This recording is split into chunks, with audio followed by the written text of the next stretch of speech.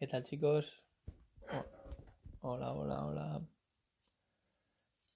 Muy buenas. ¿Qué tal, chicos? Hola, Maider, ¿qué tal? ¿Cómo vais? ¿Qué tal? ¿Vais llegando por ahí? ¿Qué tal, Alex? ¿Cómo estáis? Bueno, a ver, hoy, vamos a ir dejando que vaya llegando la gente por ahí. Os cuento un poquillo. Bueno, hoy ya sabéis que tenemos por aquí a otro compañero un poco para rematar estas sesiones que hemos hecho con sommeliers, hablando de personas, de gente que defiende la parte pues sobre todo del vino en restaurantes, en bares de vinos, etcétera. Ah, mira, ya lo tengo por aquí. Y ya tengo por aquí al invitado de hoy. Un segundito. Un segundito. Ya lo tengo por aquí. Ahí está. Hola, hola. Hola. Muy buenas, Manu. ¿Qué tal? ¿Cómo estás? Qué placer verte. No sé si se me ve bien aquí, que cambié un poco de escenario porque tenemos un Ay, sol ay. hoy radiante en Bilbao y tener sol en Bilbao es como un milagro. Bueno, oye, nada, te estaba presentando y decía que, bueno, que un poco veníamos rematando ya esta parte que hemos hecho un poco más de homenaje a sumilleres, a un poco escuchar diferentes perspectivas de cómo defendéis y un poco cuál es vuestra identidad a la hora de defender los vinos, de los diferentes establecimientos y tal. Y teníamos antes de nada un par de noticias. Una, que es verdad que habréis visto ya por ahí que para acabar un poco de fin de fiesta teníamos un sorteo que habíamos hecho con Farran de uno de los tomos de la Bullipedia, que lo empezamos el viernes y acaba este miércoles. Que bueno, que un poco, pues bueno, es el tercer libro, es un poco donde se habla más de la parte de la carta, de la selección y también del trabajo del sommelier propiamente. Entonces, el concurso es hasta el miércoles, que lo sepáis, que lo tenéis que pues seguir, poner algún comentario, algo así. Y luego, hoy, desde hoy, aprovechando que está ahí Isma, y pues bueno, justo hemos pasado de 20.000 seguidores y vamos a hacer a partir de esta semana 20 suscripciones. Es decir, cada día regalaremos una suscripción mensual a Wine is Social entre la gente que estáis viendo los directos. Al día siguiente haremos un scroll entre la gente que habéis visto el live anterior y cada día regalaremos una suscripción, ¿vale? Así que nada, que os acordéis y que ya veréis que cada día iré diciendo ganadores del día anterior, ¿vale? Dicho esto, muchas gracias, tío, Isma, por estar aquí, un súper placer.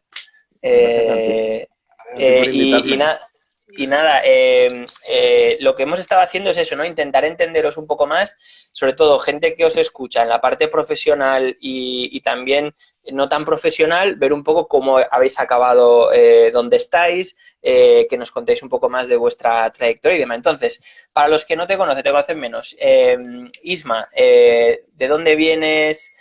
Trayectoria y demás. Pues mira, yo soy manchego, yo vengo de La Mancha, de un pueblito muy, bueno, muy pequeño, tampoco es muy pequeño, un pueblo que se llama Tarancón, Ujú, que está en Cuenca. Nada, nosotros, Tarancón está muy cerquita de Madrid, estamos apenas 80 kilómetros. ujú. Entonces, bueno, pues al final estamos ahí en un punto como un poco estratégico. Y yo vengo de una familia que se ha dedicado toda la vida al cultivo del vino y de la vid, o sea, toda la vida. Yo en casa he visto desde que era pequeño al abuelo, a mis tíos, a mi familia cultivar la vid y en casa hacer fermentaciones y las tinajas, o sea, todo. Y era algo que era como intrínseco de mi vida, ¿no? Entonces, pues, yo dedicarme al vino, o sea, era como, no, no, no, o sea, quiero decirte, yo era como algo que no, era como, no sé, Al ¿sabes? revés, ¿no? No quiero. No, no, bueno, a mí de hecho, yo, un castigo que era grande si había sacado malas notas, tu curso empezaba vendimiando. O sea, era un castigo. O sea, quiero decir, las vendimias son muy duras y las vendimias en La Mancha eran intensas, ¿no? Porque estamos hablando que no hay 2 hectáreas. No, no, no. Allí son extensiones de Buena, viñedo bastante exactamente. generosas. Entonces, Sí, era sí. era un castigo muchas veces, ¿no? Entonces, no que lo repudiase, pero bueno, era algo que estaba muy metido en mi familia. Yo me acuerdo que a mí me regalaron el Atlas de Jancy Robinson para la comunión, el Atlas del vino. O sea, Hostia, quiero qué decir, bueno. Esa no me la sabía. tú Esa no me la imagínate sabía. Hostia, un qué bueno. chaval, un chaval de 8 años que miraba y veía que se podía hacer vino en Sudáfrica. era muy guay, pero era algo como muy natural en casa, ¿no? O sea, porque estamos Sí, sí, sí, metidos, ¿no? sí. Pues en esa vorágine. Entonces, bueno, yo de repente me quiero dedicar a otras cosas, ¿no? Yo no fui muy buen estudiante al principio, luego me enderecé un poco y de repente, pues quiero ser filólogo inglés, ¿no? Y luego, pues nada, que no sale. Pues venga, cocinero. Claro, lo que está de moda, ser cocinero. Y ser cocinero es muy complicado, pues es muy complicado. Y yo siempre he sido muy autocrítico y me di cuenta de que no iba a ser lo mío. Hice cocina y me di cuenta que iba a ser el peor cocinero de la historia. Y Qué bueno. reculé, claro, y mi madre me dijo, mira, o sea, mis padres me dijeron, tienes que vivir de algo, ¿sabes? O sea, tienes que vivir de algo. Mis padres siempre habían tenido un bar, una pequeña taberna, ¿no? Ujú. La manejaban ellos dos solos, donde pues se comía rico y se bebía rico, se bebían los vinos de casa y era como muy, muy, muy de pueblo, ¿no? Ujú. Igual te digo, o sea, es que los castigos eran los fines de semana, cuando eras un poco rebelde, te tocaba pringar en el bar como forma de castigo, ¿no? Entonces yo Qué detrás de una bueno. barra he estado desde que tengo uso de razón. Ahora esto estaría súper penado, pero tú cuando tenías 16 años y eras un pieza, tu padre te metía detrás de la barra y te jodes, y te Y castigas tanto, y fuera, y ya está, ¿no? Ahora sería como y un, tanto. un delito contra la infancia, ¿no? Y me dice mi madre, pues te tienes que ganar la vida. Te tienes que ganar la vida y allí en el 2004 se inaugura el Hotel Urban, en Carrera San Jerónimo, en Madrid. Ujú. Y he hecho el currículum y me cogen. Me cogen pues con 19 años. O sea, en estos impares, 19, 20 años. Y me pongo a currar de camarero, vamos, o sea, currar que yo cuando entré allí era el que le tocaba cada día. Bueno, yo empecé a trabajar con Silvia, empezamos juntos ¿Cierto? y nos tocaba limpiar o cubiertos, platos o copas. Y Entonces, bien de repasar. los Sí. cubiertos era algo que odiábamos todos. Entonces, ¿te puedes creer que hacíamos competiciones a ver quién llegaba antes? Hombre, O sea, antes de tiempo, hombre, para no comerse los cubiertos. se llegan a hacer cosas muy raras cuando te toca repasar cubiertos para 500 o Mm, 600 personas. Sí, sí. exacto, no, no, joder, además eso era el hotel de moda. O sea, yo allí, Manu, en el 2004-2005, cuando había una riqueza en este país tremenda, yo allí he visto lo más grande. O sea, teníamos clientes habituales como eran David Beckham y Victoria. O sea, y allí se abrían Ujú. champanes, se abrían vinos. Joder, a mí me llamaba la atención porque, claro, yo venía de un pueblito de La Mancha, o sea, y de repente ver que esos vinos que había leído en el Atlas estaban en una copa, yo tenía un montón de inquietud de olerlos, de saber de qué variedades, ¿no? Eh, entonces me cogió el jefe, Patón, que era el director de comidas y bebidas, y me dijo, tú vas a hacer el curso de sumilleres en la Cámara de Comercio.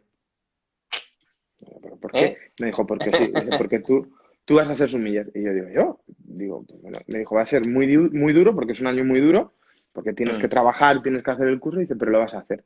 Y allí que me metí. Y mira, hasta hoy. No sabes, Bueno, y no ahí ya sabes, salió otra de las promociones así gordas también de la cámara, ¿no? éramos la Que ellos promoción juntáis. 17 creo que era. La promoción Ujú. 17. Sí, sí, Qué allí bueno. había algún pieza.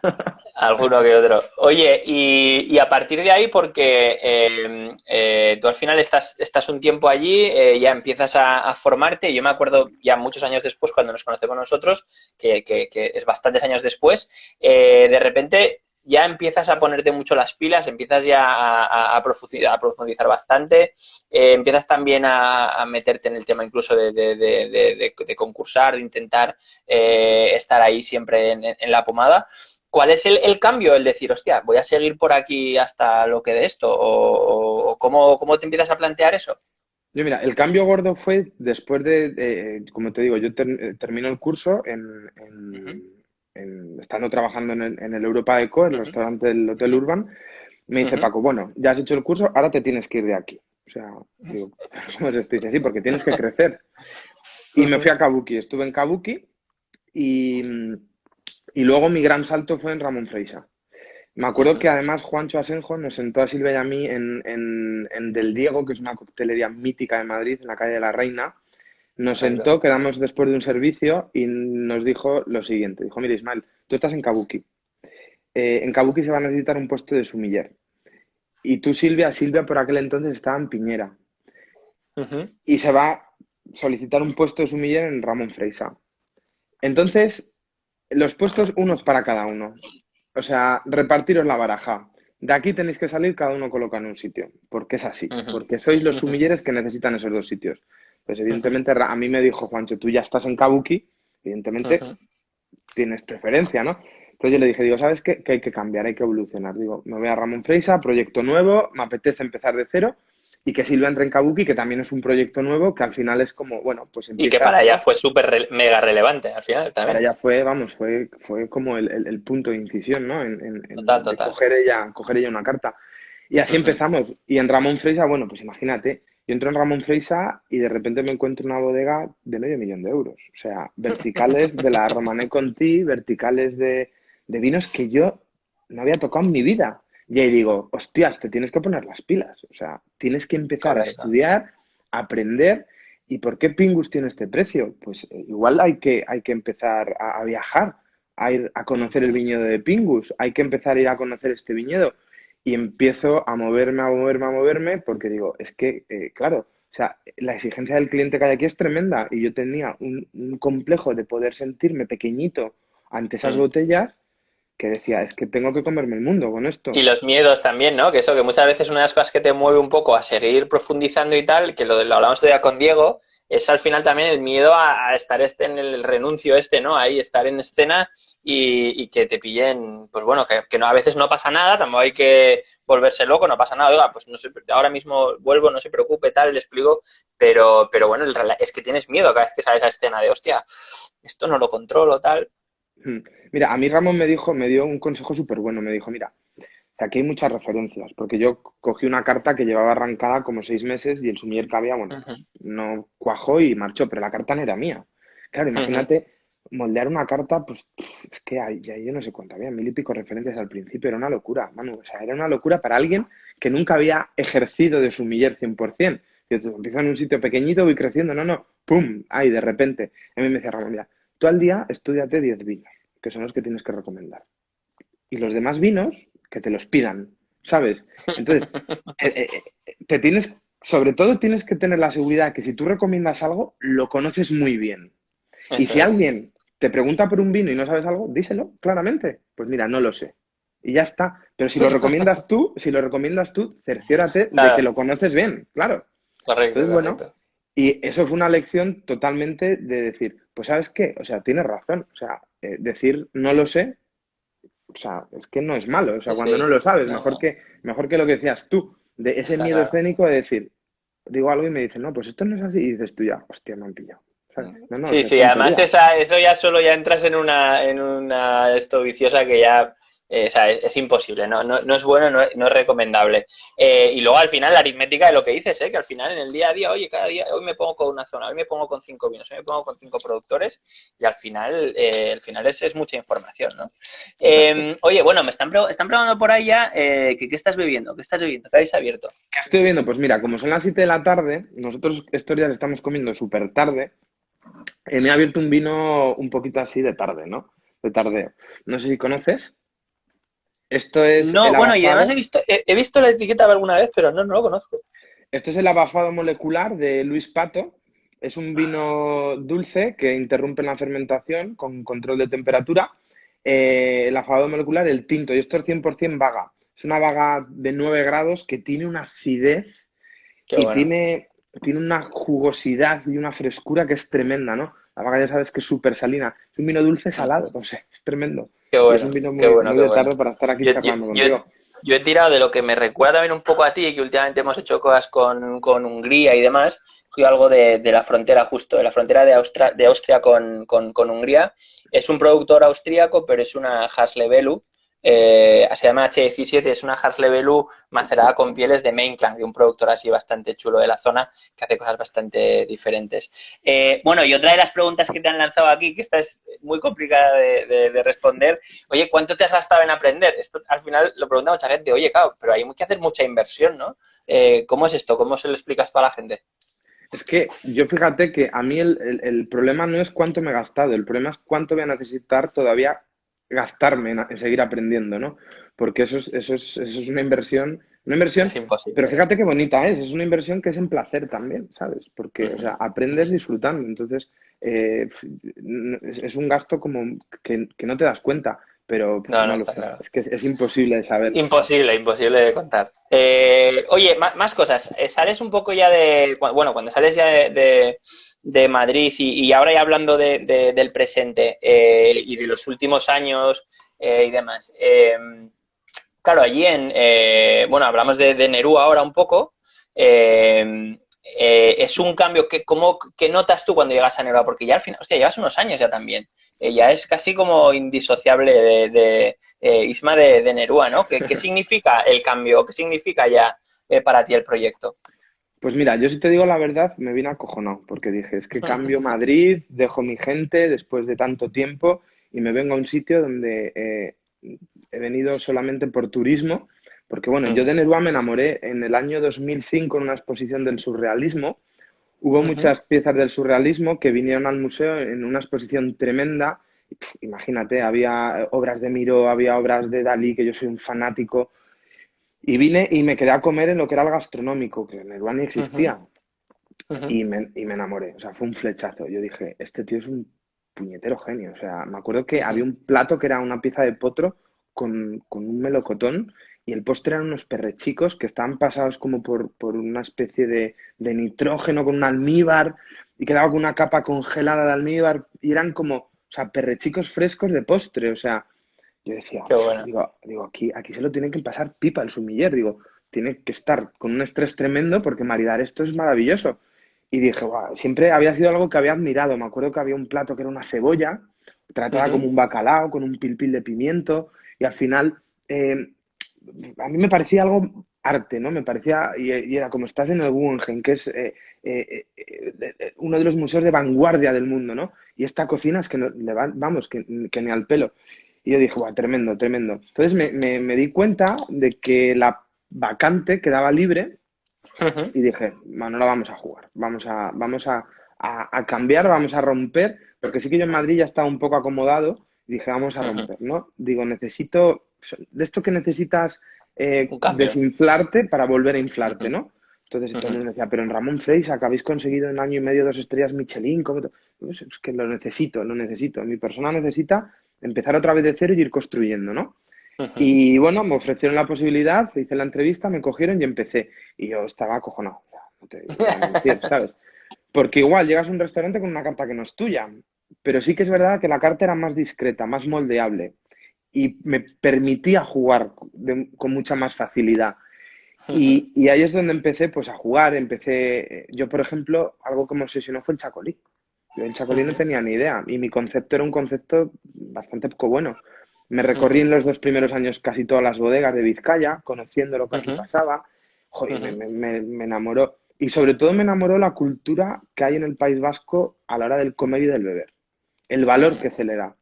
Es que aquí eso es Total. un patrimonio cultural. O sea, no eso es una Sí, sí. necesidad. O sea, es patrimonio.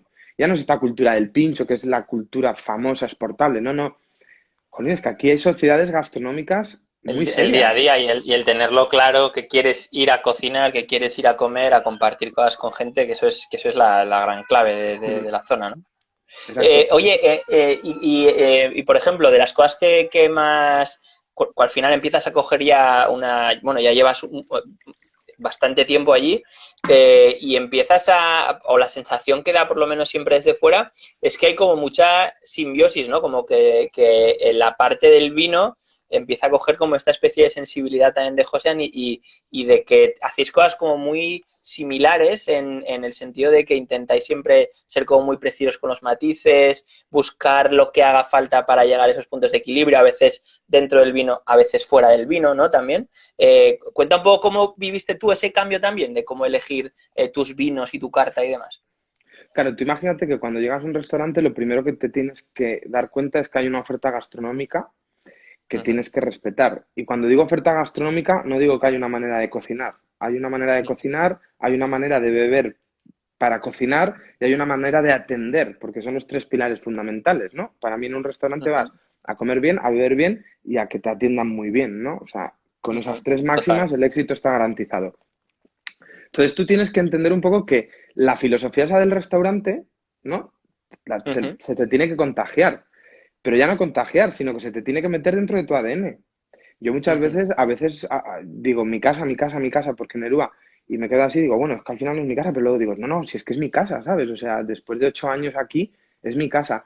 Y al final yo sí que tengo la suerte de que a nivel laboral yo he conectado con José de una manera tremenda. ujú, Tengo la suerte de que le gusta muchísimo el vino, es un gran bebedor de vino, o sea, y yo alucino cuando le das un vino la capacidad que tiene de análisis de él, o sea, capta cosas que yo no soy capaz, o sea, pero porque él está en procesos creativos de platos que luego te voy a ujú, explicar por qué es importante eso ujú, y por qué yo, por ejemplo, a mí me hace partícipe de cómo se crea un plato. ¿Por ujú. qué? Porque es que en un proceso creativo de un plato se desprenden ciertos aromas, ciertos sabores en el durante, que no tienen nada que ver con el resultado final. Pero todo ese proceso te ayuda mucho, sobre todo, a luego analizar el plato desde otra perspectiva para acompañarlo con un vino o con una bebida, ¿no? Y eso Ujú. es fundamental.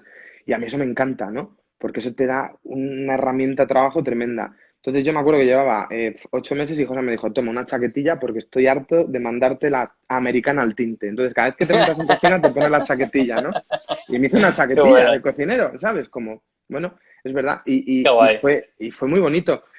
Y luego muchas pruebas, muchas pruebas. Nosotros en Nerua trabajamos diferentes cartas al año, cambiamos 3 veces la Ujú, carta al año, porque aquí la estación otoño-invierno es como menos brusca.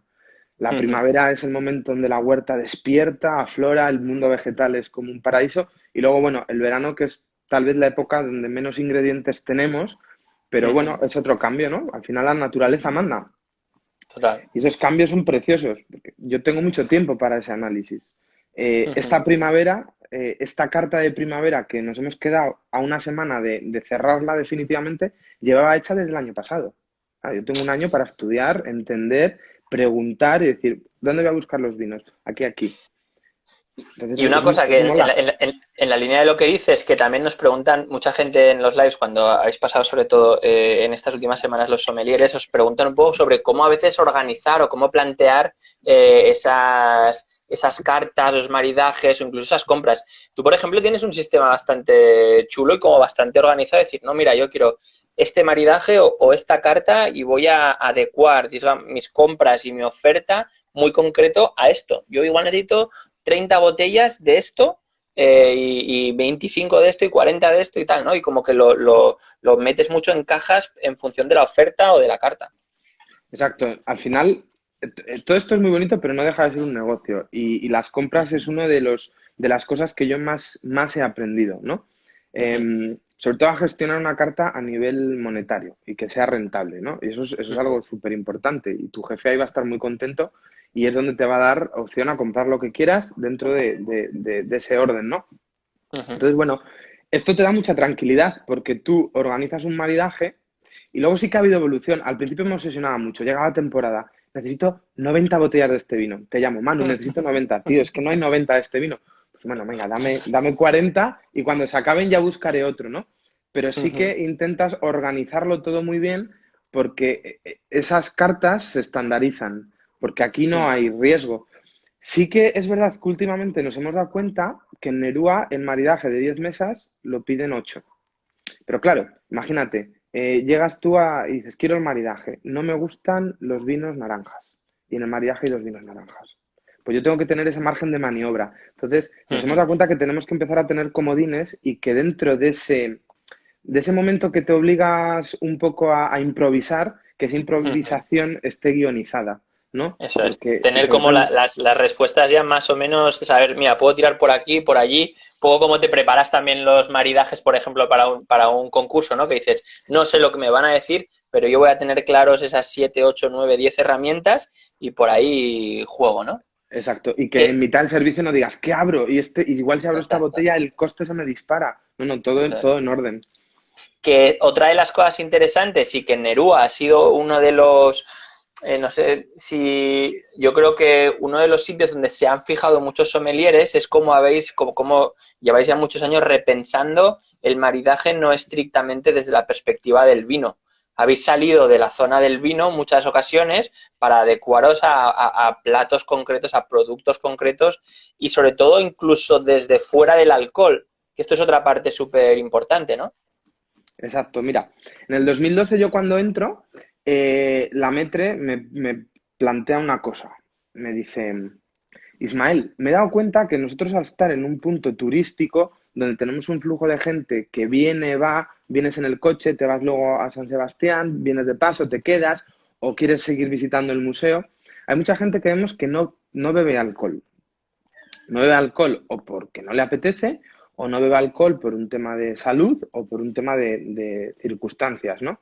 Ujú, Y me decía, dice, ¿no crees que se queda la experiencia un poco floja? Y es lo que te comentaba antes, comer, beber y que te traten bien.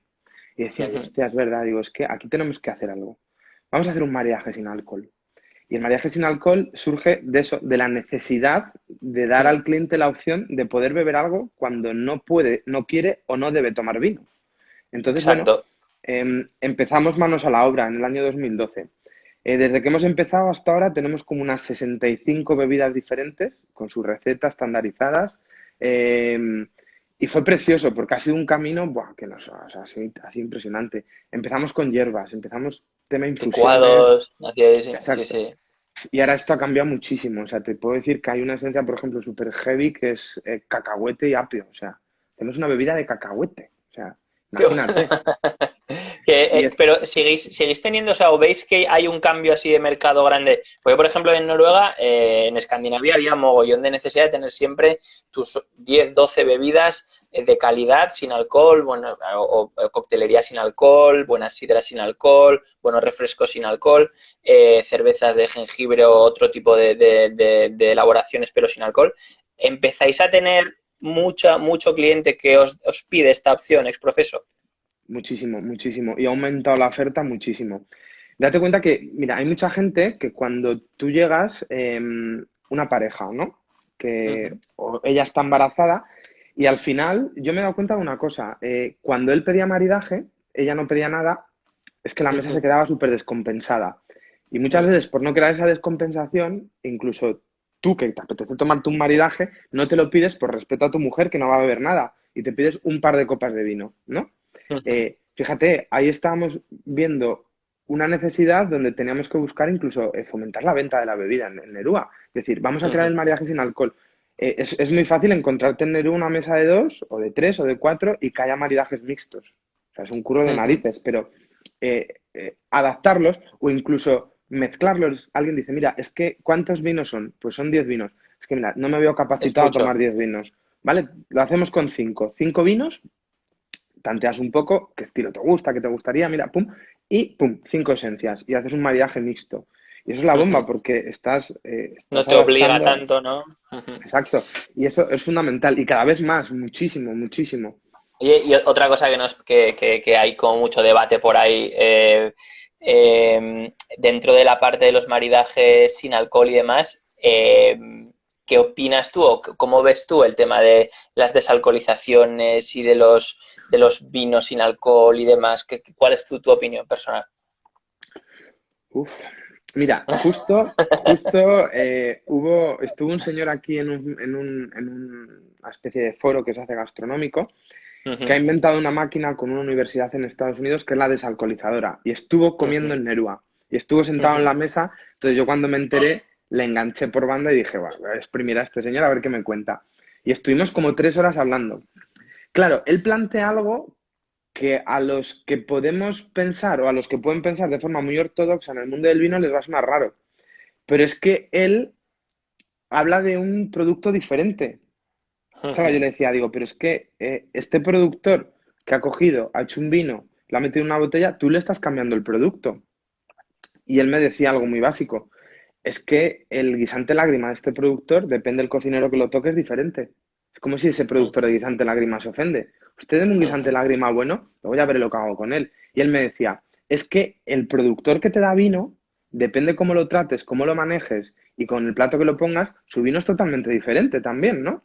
ujú. Pero ya, digo, pero ya no estás interviniendo químicamente, ¿no? Bueno, y él la verdad que lo defendía con un fervor tremendo. Yo es algo en lo que todavía no termino de creer, pero Ujú, tampoco me voy a poner en una posición negativa, ¿no? ujú, Pero sí que yo hice la prueba y el vino que desalcoholizó, no tenía nada que ver, se diluye mucho, Mm. se diluye mucho. Que es el gran problema, ¿no? Al final, una de las cosas que hoy en día, todas estas tendencias al final de siempre buscar cada vez más bebilidad, más ligereza, como lo queramos llamar, se nos olvida una cosa, que es que al final el alcohol en el vino es una de esas tres patas que al final nos da entereza, capacidad para envejecer, para trascender, volumen, texturas en boca, y cuando lo quitamos, hostia, es muy complicado, es muy, muy complicado. Mm. Oye, preguntan por ahí, que ya lo han preguntado un par de veces, ¿alguna recomendación que haces tú, ahora ya que ya eres casi de Bilbao? ¿Alguna recomendación? ¿Cómo es Bilbao? ¿Cómo está Bilbao en tema de vinos y demás? Ha cambiado un montón también, ¿no? En los últimos años. En Bilbao tenemos para mí una de las barras donde mejor se bebe vino, no solo en Bilbao, me atrevo a decir que en parte de España es el Cork. Jonathan ha hecho un Sí. trabajo que es la hostia, que es tremendo. De encontrarte vinos a copas, tienes Rieslings, es que tienes de todo. Porque Bilbao es muy tradicional. Bilbao, la gente de Bilbao, ¿sabes qué ocurre? Como aquí hay tanto arraigo es que aquí la gente defiende su cultura de una manera que a mí me parece envidiable, el folclore, la gastronomía, todo, todo, es increíble la tradición que hay aquí. Entonces la gente lo defiende mucho y lo siente mucho, ¿no? Si es que el mayor consumo de chacolí se hace en Bilbao, o sea, en Bilbao no, en general en el País Vasco, Sí, ¿no? sí. O sea, el otro día me hablaban de que se exporta un 30% fuera de lo que es País Vasco, o sea, 70% de la producción se ve de aquí, es una pasada, ¿no? Sí, sí. Y, claro, eso es tremendo. Entonces la gente es un poco clásica, es un poco clásica. ¿Y qué ocurre? Que el turista viene con esa idea de el paraíso de la gastronomía y del vino y siempre demandan pues lo clásico, ¿no? Entonces es muy Local. complicado. Exacto, siempre es lo local, local, local, ¿no? Entonces, Jonathan de repente buah, nos ha cambiado el prisma. Es un sitio pequeñito, un sitio donde eres feliz y es una maravilla, Cork. A mí hay uno que me gusta mucho porque es muy canalla, que se llama El Muji, donde está Juanma, y a mí es uno de los sitios donde No mejor me estaba lo aún, paso. Lo que pasa es que el problema del Muji es que sabes cómo entras, no sabes a quién te vas a encontrar y no sabes cómo vas a salir ni cuándo vas a salir. Y el Muji es de estos Bueno. sitios que es como es la cueva de Alibaba, ¿no? Acá caen ahí todos los ladrones. Qué Y bueno. luego Ya Juanma es se muy va saltando, cabrón. se puede saltar por toda España de una ciudad en otro por estas cuevas. Ya es una. Sí. Por suerte, cada vez hay más locos haciendo cosas chulas en todos lados. Oye, y estamos hablando un poco de País Vasco, pero al revés, volviendo a tus orígenes, te decía antes que tenemos mucha gente por ahí que nos ha preguntado en estas semanas por La Mancha, por vinos de La Mancha, por el panorama manchego también y por los cambios, porque hablamos de muchas zonas pequeñas muchas veces y al final en La Mancha tenemos zonas que sabemos que son de producciones muy grandes, pero también tenemos varias cosas chulas, pequeñitas. ¿Cómo ves tú ahora el mapa, digamos, en los vinos de La Mancha? La Mancha ha cambiado una barbaridad y lo que le queda por cambiar. Tú date cuenta que La Mancha es la mayor extensión de viñedo del mundo. O sea, es que Del mundo. estamos hablando de que no es ninguna broma. Que fíjate que desde que llegó como le digo yo, con todo el perdón si alguien se ofende, el maldito murciano, ¿no? Que fue García Carrión, ¿sabes? Que implantó un modelo de negocio que era tremendo, una bodega que factura 133 millones de euros al año. Es una locura, o sea, el creador del famoso Don Simón, o sea, imagínate, todo eso es made in La Mancha al final, ¿no? Bodegas como luego, pues bueno, pues luego llegó Bodegas Ayuso, llegó Félix Solís, que son bodegas que producen pues, 175 millones de litros de vino al año, es increíble. Pero claro, y en esas bodegas hay que entender que igual toda esa extensión de viñedo hubiera desaparecido, porque la gente que iba a hacer Total. con la uva, ¿no? O sea, estábamos en la posguerra y había una crisis tremenda y surge el cooperativismo, ¿no? Y el otro día hablábamos de las cooperativas. Las cooperativas, yo creo que puede llegar a ser el gran futuro de zonas como La Mancha si cambian ese chip, ¿no? Si empezamos a proteger a gente que tiene viñedo, que quiere hacer las cosas bien y que no tenga más votos el que más kilos lleve, sino que haya un consenso, que haya una búsqueda de la calidad, de la identidad. Y sí, luego hay que tener una cara B, ¿no? O sea, quiero decir, luego estas viñas que no se pueden hacer esos grandes vinos, pues igual hay que hacer otras cosas. Pero no, o sea, es que en las cooperativas está el mejor viñedo de España. Es que yo lo tengo clarísimo, que en las Sí, cooperativas está el mejor viñedo de España. lo hemos hablado aquí, si al final los cooperativistas en zonas así, como Aragón también, al final tienen los viñedos más antiguos, más viejos. El problema es que si no hay un cambio de mindset, de cambio de mentalidad, al final la gente dice, oye, mira, yo para tener este viñedo ahí, que me da lo que me da, que tal no sé qué, me voy al llano a producir muchísimos más litros, a que me paguen al final por lo mismo el kilogrado, pues me voy de esos viñedos, ¿no? Ese es el cambio un poco de mentalidad que se está buscando ya en varios sitios. Pero alguna cosa, alguna zona concreta o algún proyecto, algún viñedo que hayas dicho, hostia, esto es La Mancha, esto hay que enseñárselo a la gente, esto es la leche, ¿alguna cosa así que te guste especialmente, por zona o estilo? Mira, a mí hay un productor que me tiene cautivado, que es volver a los orígenes, que es Julián, en Esencia Rural. No sé si conoces. A mí me fascina. O sea, de repente yo, ese día que probé su vino rancio de Airén, me quedé así y fue como un déjà vu. Me llevó a la bodega del abuelo otra vez, a las tinajas, ¿no? Hablar de vinos Qué bueno. rancios otra vez en La Mancha. Decir, joder, es que los vinos rancios en La Mancha eran unos vinos tremendamente complicados, ¿no? Eran estos vinos que eran aleatorios. Que un año la uva apunta maneras, la aguantamos un poco en el viñedo, hacemos esta fermentación, encabezamos, maceramos con las madres. Fíjate, yo entendí lo que eran las madres entonces. Yo a mi abuelo a veces le voy a hablar, este año he puesto el vino con las madres. Y decía, ¿qué serán las madres? Pero eso es una frase que yo en mi casa le he oído siempre. Y luego me he dado cuenta que las madres eran las pieles, ¿sabes? O sea, el abuelo hacía, tío, o sea, en La Mancha el abuelo hacía vino naranja. ¿Por qué? Porque las madres protegían al vino, o sea, lo protegían y lo educaban para luego esa fortificación, que era esa adición de alcohol, para enranciar el vino y tenerlo en esas tinajas de arcilla blanca, pues 3, 4 años, ¿no? Que en esos procesos muchas veces el vino, pues, el acético se disparaba y el vino se iba a la mierda, o sea, que ni se podía elaborar. Fíjate qué vinos más sufridos, ¿no? Pues de repente los empieza a rescatar y a mí eso me vuelve loco. Hay una bodega en Quintanar de la Orden es de dos primos, que son Jesús y Julián también, que se llama Garage Wine, que están haciendo una Cierto. recuperación de uvas como la Brujidera, que es tremenda. Correcto, correcto. Vino súper crujiente, es eléctrico, una variedad que no se sabe ni de dónde viene ni a dónde va. La asocian un poco con la Moravia dulce. Es un doctor del pueblo que la trajo de Brujas, por eso le llaman Brujidera. O sea, imagínate, en Qué el año bueno. 50 y pico. O sea, y los tíos llegan, ingenieros, y dicen, lo dejamos todo. Cogen un garaje y empiezan a buscar esos viñedos. A mí eso me fascina.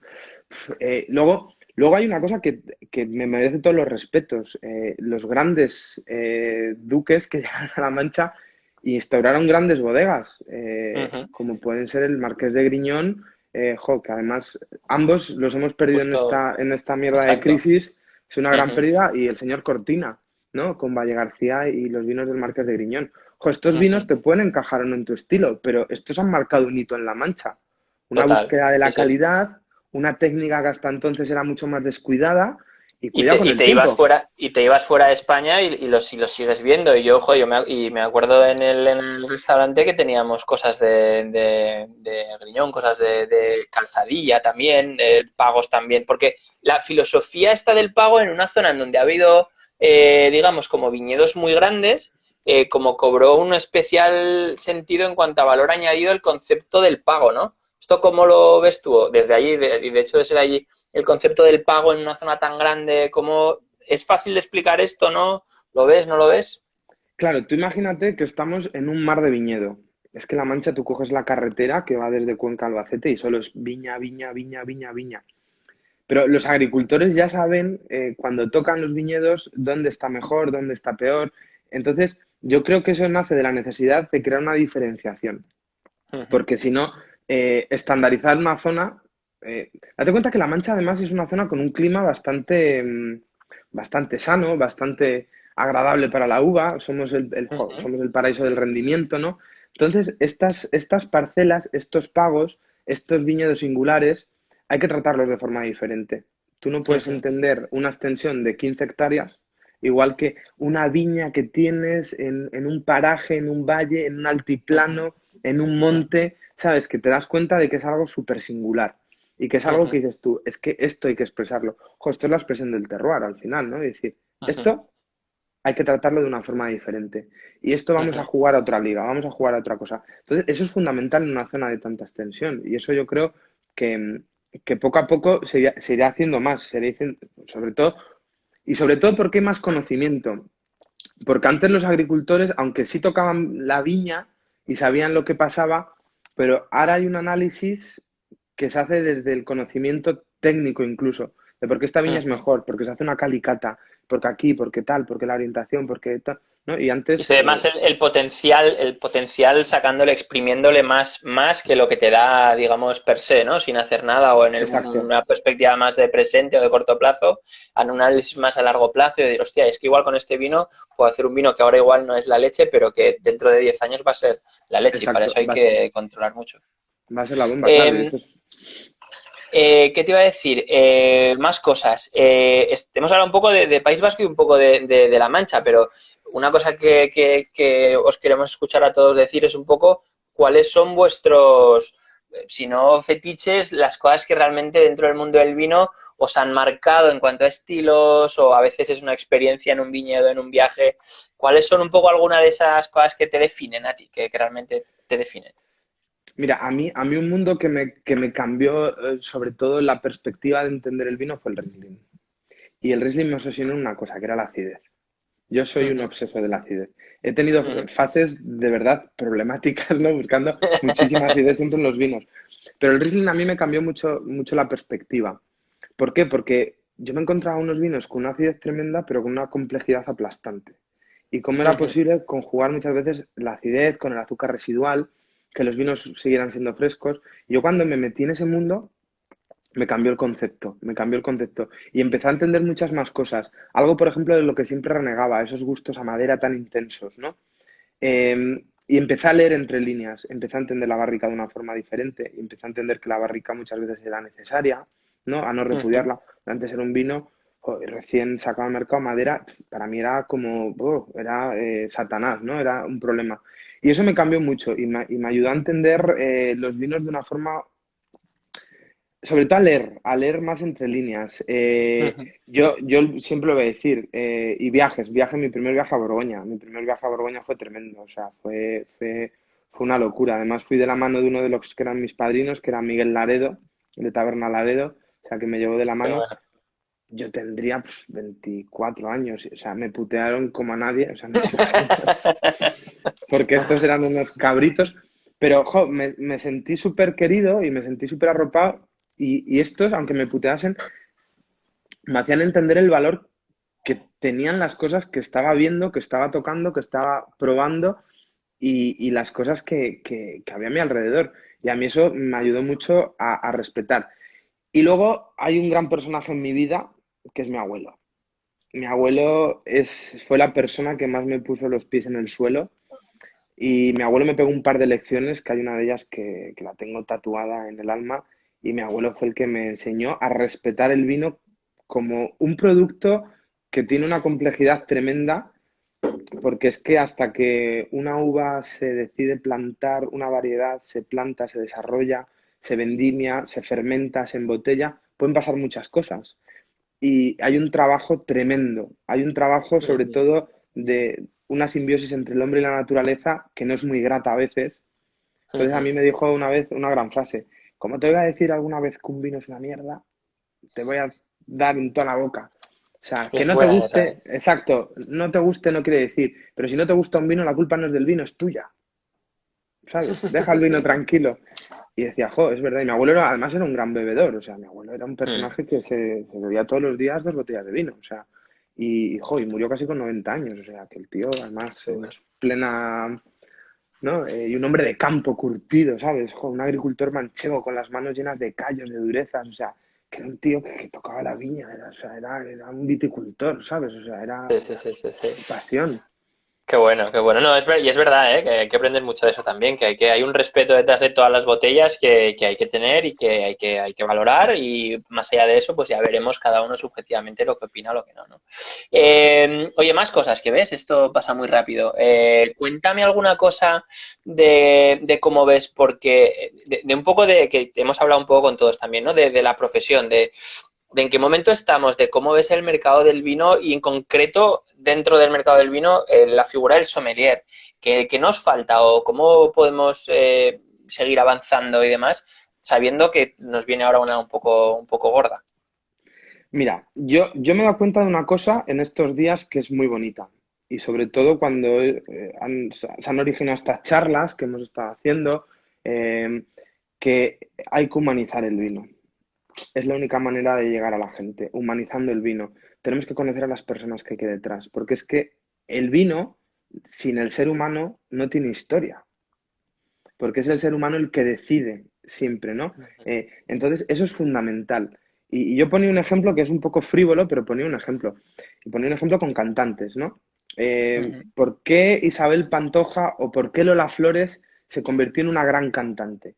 Lola Flores era una tía que no cantaba una mierda. O sea, lo que pasa es que tenía un arte tremendo, pero tenía un arte tremendo en su día a día, que nos dejaba a todos meternos dentro. ¿Por qué? Pues porque daba exclusivas, porque salía en la televisión, porque su hija se casaba y salía gritando que la gente se fuera.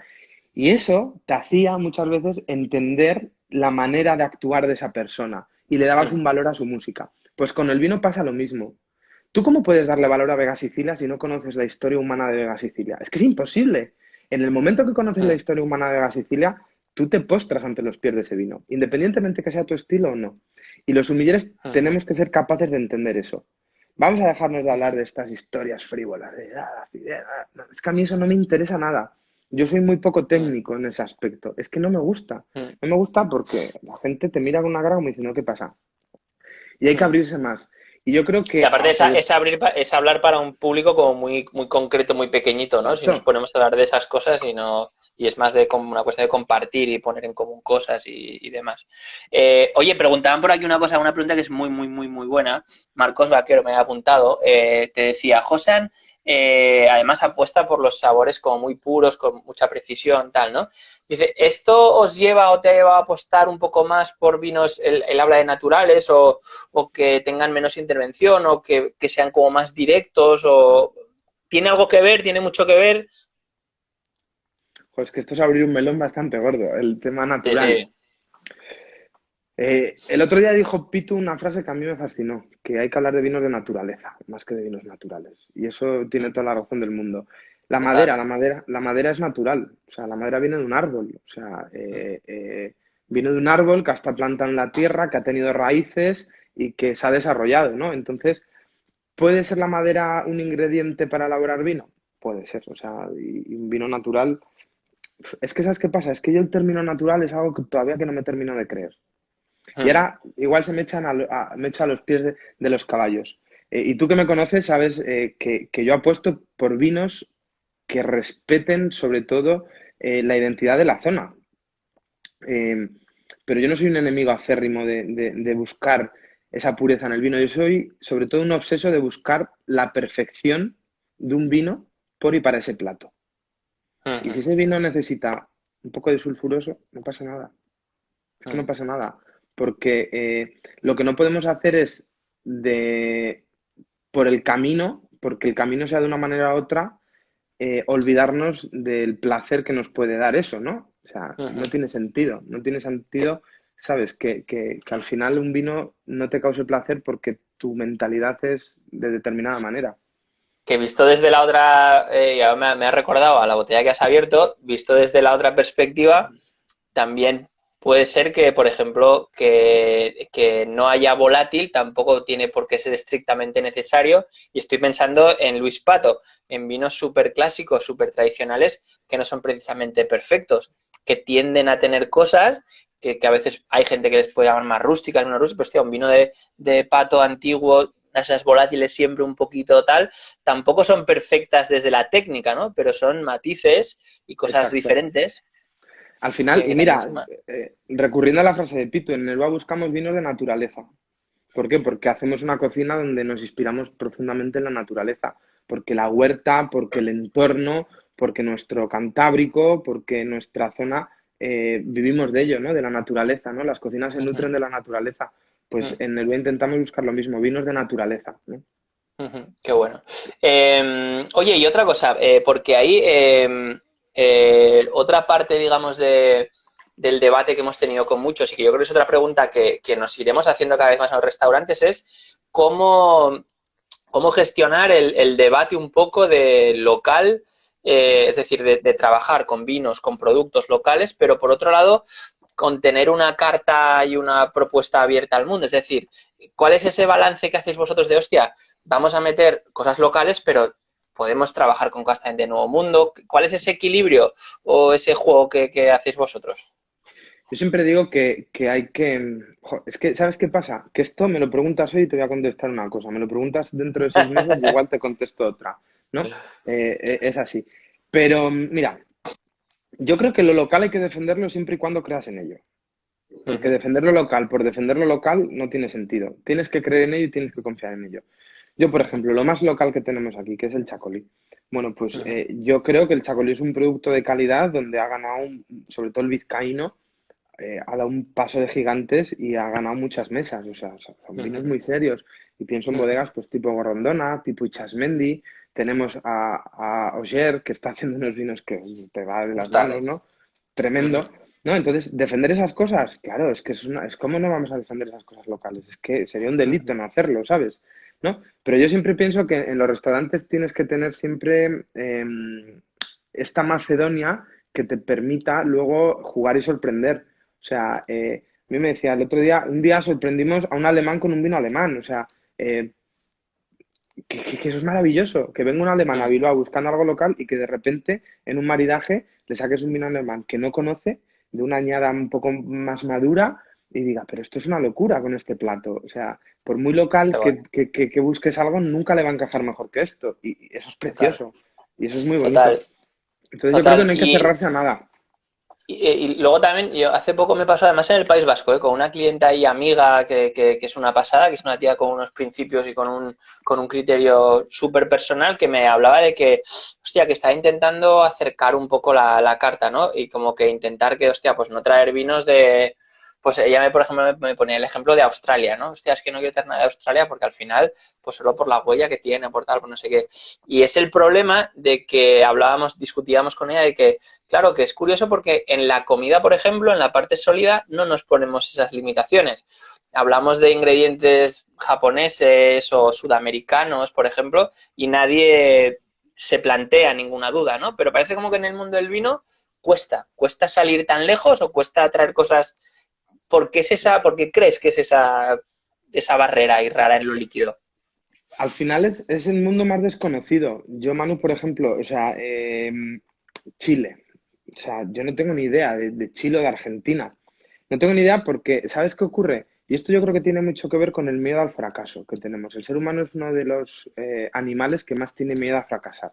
Entonces, tiene miedo a fracasar de empezar a comprar un montón de vinos de Chile y que luego no te encajen, no te gusten, no los entiendas o en tu oferta no vayan bien.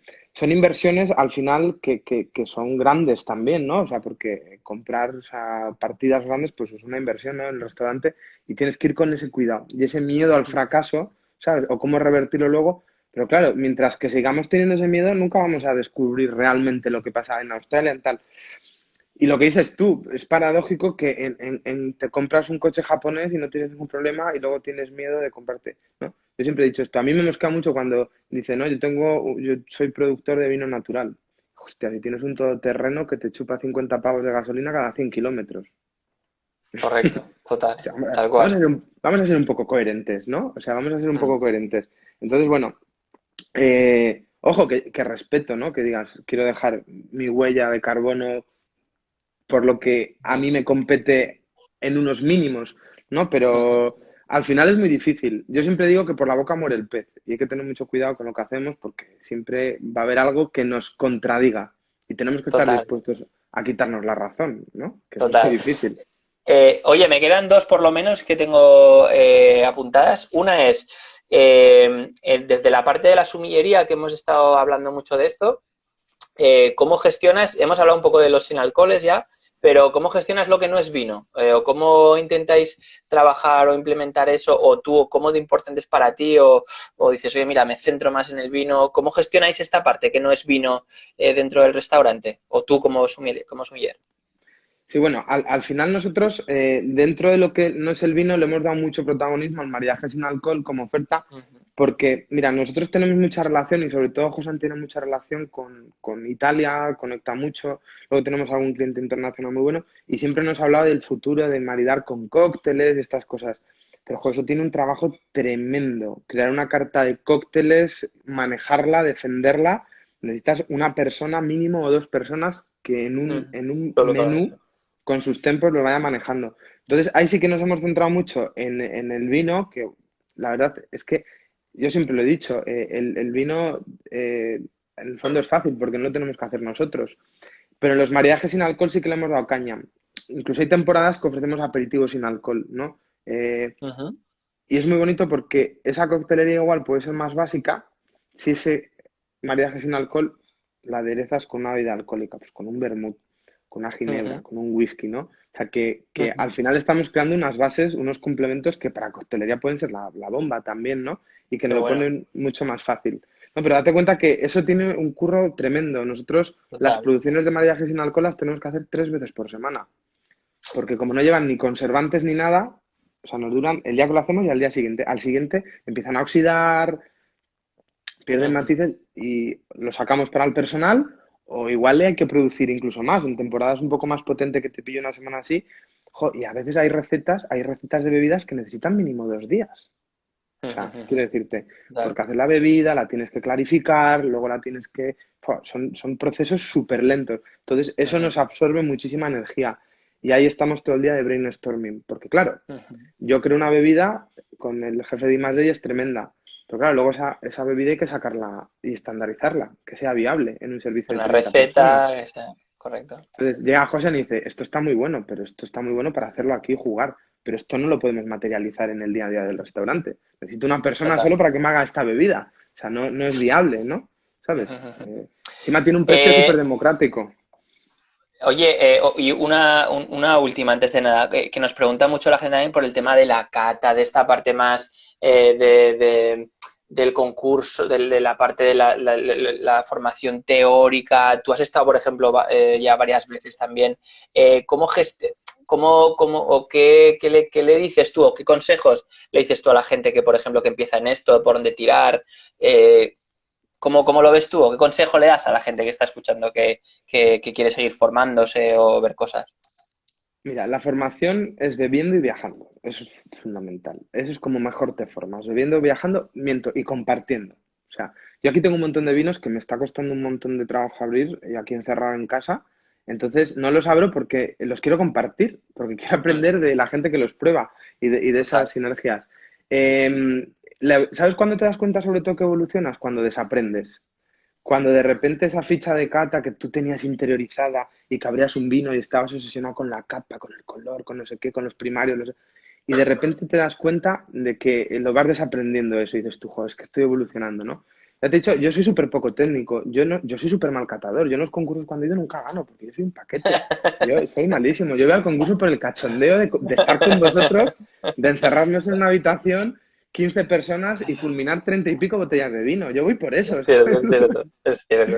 Hombre, Yo es no lo voy por mejor que te otra llevas cosa. al final. Es lo mejor que te Exacto. llevas de todo esto. Está Y claro. escucha, y dime tú si es verdad o es mentira. En esas reuniones se aprende mucho más que concursando realmente lo que es el concurso Total. con el jurado, ¿no? Es que estás de los nervios, ¿sabes? Y dices tú, y seguramente que si en esa conversación sale los diferentes tamaños de sobrasada, nos lo hubiéramos aprendido todos que no en la pregunta del examen. Porque tú te lo sabes, yo todavía no me lo sé, ¿sabes? Yo no, yo sigo recordando siempre que en esa pregunta puse pequeño, mediano, grande y muy grande o algo así, no sé, es que es imposible, no puedes abarcar a todo eso, está claro. No. Oye, ya nos queda nada, un minutillo. ¿Qué vas a hacer o qué te has planteado cuando acabe todo esto y tal? Botella, zona, un sitio donde comer, o qué botella compartir, o cómo, no sé, qué esperas de cuando acabes todo esto? Pues mira, cuando acabe todo esto, lo que más ganas tengo es de bajar a mi pueblo, juntarme con mi padre, mi madre, mi hermano y mi abuela, que la pobre está sola y ya es Hola. mayorcita.